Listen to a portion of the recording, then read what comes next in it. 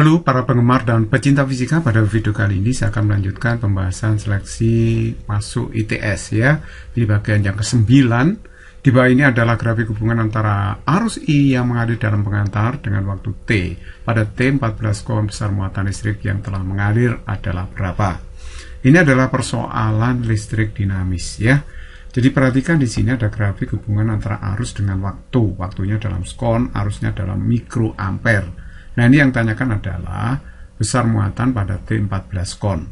Nah, perhatikan bahwa arus listrik itu adalah muatan dibagi dengan waktu ya. Jadi kalau begitu muatan itu I kali T gitu kan. Nah, karena ini diagram arus melawan waktu, maka muatan pada T14 kon itu bisa dihitung dengan menghitung luas daerah di bawah kurva.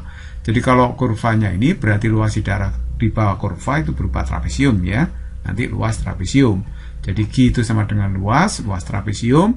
Luas trapesium itu adalah setengah dua sisi sejajar dijumlahkan 14, yang atas 12 ya. Jadi setengah 14 tambah 12 dikalikan dengan 3.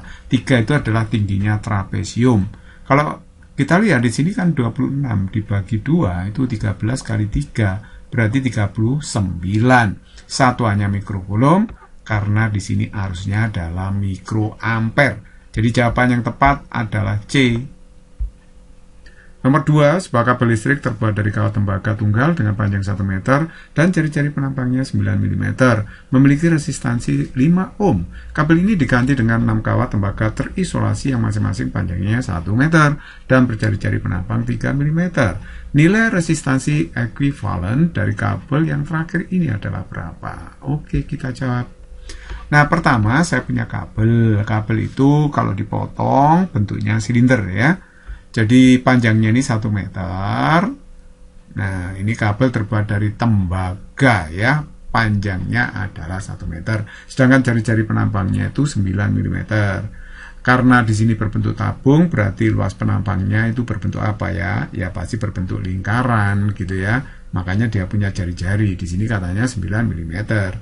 Nah, kemudian kabel ini diganti dengan 6 kawat yang lebih kecil. Nah, masing-masing kawat itu panjangnya 1 meter sama dengan yang tadi, tapi jari-jarinya lebih kecil nih. Jari-jari penampangnya 3 mm. Makanya ini serabut kawat ini ya. Kemudian ada isolasinya, kemudian disatukan. Jadi yang ditanyakan nilai resistansi ekuivalen dari kabel yang terakhir ini. Berarti kita tahu kawat itu kan punya hambatan ya. Punya hambatan dia. Kalau misalnya kawat halus-halus ini kita hubungkan secara seperti ini ya, kita hubungkan ujung-ujungnya nanti berarti ini dia tersusun secara apa? Secara paralel gitu ya. Jadi masing-masing punya hambatan, kita susun secara paralel, tapi ada 6 yang di paralel ini ya.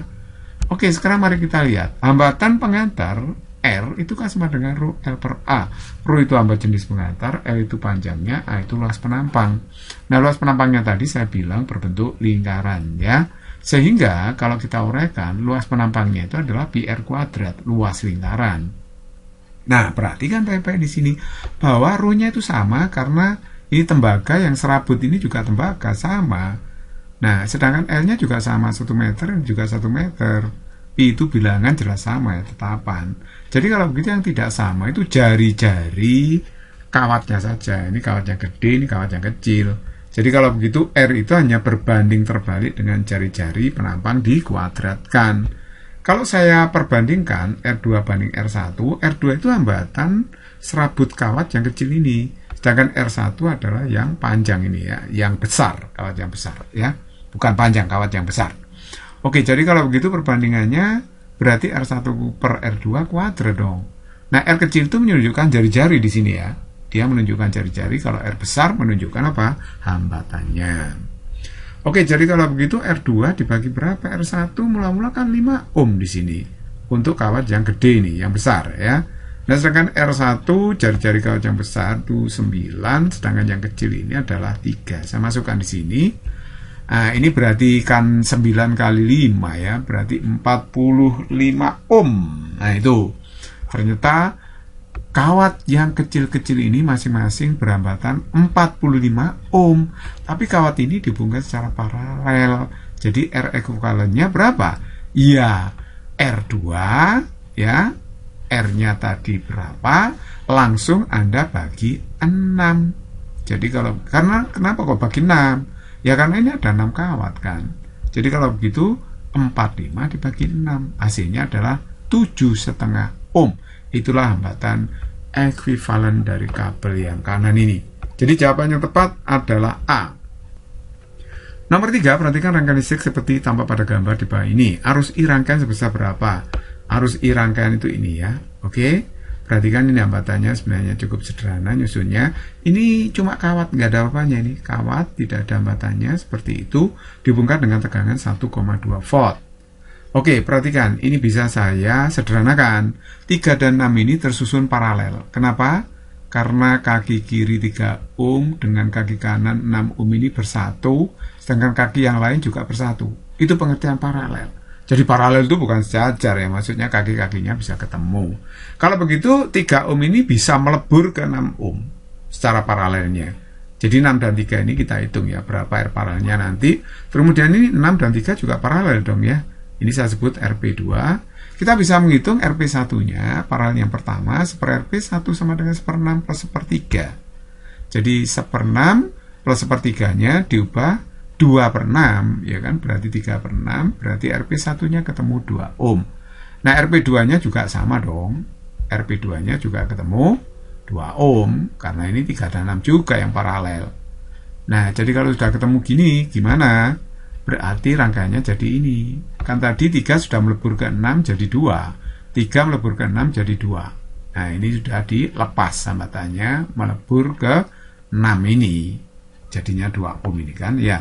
Oke, jadi kalau begitu perhatikan di sini kita bisa mencari R total sistem. 2 sama 2 ini tersusun secara seri, 2 tambah 2 4, paralel dengan 3. Jadi kalau begitu 1/R total sama dengan 1/4 ditambah dengan 1/2. Kita samakan penyebutnya, berarti ini 2/4, berarti 3/4, R totalnya berarti 4/3 ohm. Kalau mencari V totalnya ya hukum ohm, I kali R total. Nah, V totalnya kan 1,2 volt ini ya. Sama dengan I, R totalnya 4/3. Berarti ini kan 3,6 bagi 4. Berarti hasilnya 0,9 ampere. Jadi jawabannya tepat adalah A. Nomor 4, 3 baterai dengan tegangan dan hambatan dalam disusun paralel seperti tampak pada gambar. Arus yang mengalir dalam GGL 3 volt adalah berapa? GGL itu gaya gerak listrik ya, atau tegangan listrik. Jadi ini baterai yang pertama, 2 volt hambatan dalamnya 1 ohm. Baterai yang kedua 3 volt hambatan dalam 1 ohm, yang ketiga 10 volt hambatannya 2 ohm.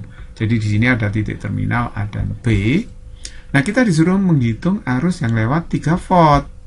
Nah, harusnya saya misalkan aja I1, I2, I3 gitu ya. Arahnya semua ke kanan. Kalau saya menyelesaikan soal ini dengan cara hukum 2 Kirchhoff yang loop gitu ya, mungkin terlalu panjang. Kita pakai cara yang sederhana aja, yang simple. Caranya gimana? Caranya kita paralel dulu. Hambatan 1 ohm, 1 ohm, 2 ohm ini. Karena baterainya kan paralel. Ya kita paralel aja hambatannya. 1/RP berarti 1/1, 1/1, 1/2 ya. Ini 1/2 kan. Nah, kita samakan penyebutnya berarti 2/2, 2/2, 1/2. Hasilnya adalah 5/2. Kalau begitu RP-nya dibalik 2/5 ohm. Nah, ketemu hambatan paralel, hambatan dalam paralelnya ya. Nah, sekarang kalau mencari VAB, VAB itu bisa dihitung dengan sangat mudah, yaitu RP-nya berapa kali sigma E per R gitu ya. Jadi RP-nya berapa? RP-nya 2/5. Sigma E per R itu maksudnya nanti ini E1 pada 1 plus E2 pada 2, E3 plus R3 gitu ya. Jadi RP-nya itu 2/5 kita masukkan. E1 GGL baterai yang pertama 2, kita bagi dengan 1 hambatan dalamnya. Sedangkan yang kedua kan 3 bagi 1, yang ketiga 10 bagi 2 gitu ya. Ini berarti 2 tambah 3, 5 tambah 5, 10, 10 kali 2, 20 bagi 5. Berarti 4 hasilnya. 4 volt. Kalau mencari 2, tegangan di titik cabang tadi berapa ketemunya kan VAB. Ya, 4 volt. Kita kurangi dengan jumlah GGL di cabang 2 yang ditanyakan dibagi dengan jumlah R di cabang yang kedua. VAB yang sudah kita temukan itu adalah 4 volt ya. Ini tegangan titik cabang. Jadi kalau kita mencari arus cabang itu harus ketemu dulu tegangan titik cabang. Titik cabang itu ciri-cirinya ini pertigaan. Nah, pertigaan kan itu namanya titik cabang ya. Nah, saya menggunakan teorema tegangan sisa. Jadi VAB min sigma E2 ini saya katakan tegangan sisa pada cabang 2. Jadi kalau begitu VAB 4 dikurangi jumlah GGL pada cabang 2 adalah 3. Ini 3 ya. Jadi 4 kurangi 3, jumlah R pada cabang 2 berapa? 1 ohm. Jadi 4 kurangi 3, 1. 1 bagi 1 berarti 1 ampere. Jadi jawaban yang tepat adalah A. Music is very easy and fun. Semoga bermanfaat.